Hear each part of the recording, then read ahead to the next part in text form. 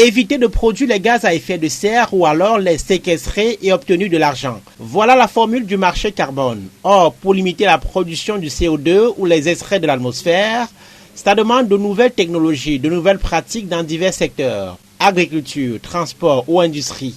Un chemin bien long pour les États africains comme le Cameroun. Les pays qui ont pu mettre ce cadre intersectoriel en place ont les facilités de formuler des projets avec les mécanismes de vérification et tout ça qui permettent justement de placer sur le marché international le niveau de référence du marché du carbone séquestré.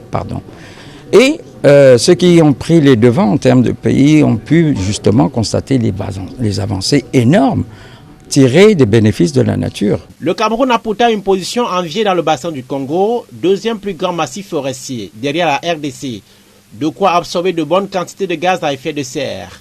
Pour le pays, l'accès au guichet du marché carbone, mécanisme de captation des financements issus de l'accord de Paris, servirait à restaurer ces 12 millions de terres dégradées par le déboisement, le surpâturage ou l'urbanisation. Et la tonne de carbone séquestrée par un paysage dégradé se vend plus cher que la tonne de carbone issue d'une forêt naturelle.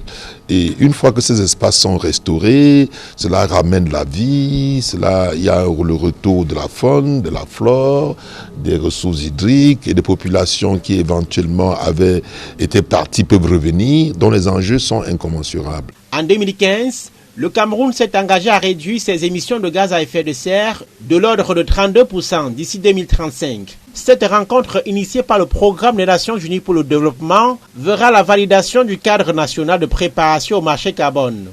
Après cette étape technique, le gouvernement devra valider le document à son tour, avant la soumission des projets à financer aux bailleurs de fonds.